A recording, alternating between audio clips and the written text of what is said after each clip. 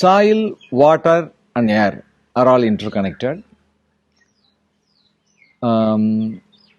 It's everyone has the right to utilize the soil to harvest what he needs by growing the crops he desires. At the same time, everyone has the responsibility to protect it, to sustain its productivity and fertility and health. Now everyone talks about this global warming, and even globally many actions have been started to combat CO2 enrichment in atmosphere and reduce global warming. CO2, as we have already seen, is one of the major components leading to global warming. What's soil? By proper soil management, a major contribution to mitigate global warming can happen. If we understand, if everyone understands the link. See, already there is 10 times more CO2 stored in the soil compared to the atmosphere. By storing more carbon in the soil, we restrict the speed with which it is released into the atmosphere. Thereby, the levels of carbon can be reduced. The atmospheric carbon can be harvested through photosynthesis and stored as a plant biomass and also as soil carbon in huge quantities, in tegatons. So thereby, the level of CO2 in the atmosphere, when it is reduced, its contribution to global warming as greenhouse gas will also come down. For a greenhouse gas is one which absorbs the radiant energy and emits it in thermal infrared regime to heat the atmosphere.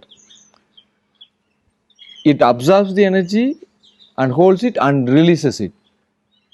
A greenhouse is one which is transmittive to short wave radiations and blocks the escape as long wave radiation. For example, in a glass house, the solar radiation will come through. For short wave radiation, it reaches inside the glass house. There, if you grow plants, it will do photosynthesis.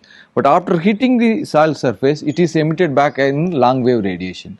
For that long wave radiation, that glass house or that greenhouse is not pervious, is impervious. So it is recycled within the glass house. So the thermal energy, the heat energy increases and the temperature goes up. A similar thing is happening all over the world. That's what we refer as this global warming. When the concentration of these greenhouse gases, mainly carbon dioxide, then methane, the nitrous oxides increase, they absorb heat radiation from the sun and they start emitting in huge quantities. Thereby they increase the temperature. So to check this, they should be stored in soil organic matter, for which I can quote an example. In modern agriculture, we don't care for this mulching or crop residue rotation. The crop residues are burnt and lost, or they are not properly managed. If the crop residues, in the crop residues, carbon is stored as organic matter. If that storage is prolonged, then the rate of release of CO2 from soil to atmosphere is reduced. Thereby, its contribution to global warming or greenhouse effect is also reduced. By covering the soil with mulch, we reduce the soil temperature. With adequate soil temperature and with adequate soil moisture only, the rate of decomposition will be higher by the microbial activity. By covering the soil with crop residues and mulches, we reduce the soil temperature. Thereby, we reduce the rate of decomposition. We reduce the soil temperature and we reduce the rate of decomposition. So, at a given period of time, the CO2 released through decomposition is reduced. So this is one major way by mulching in tropical climate or in ASEAN and regions which are exposed to solar radiation during major part of the day.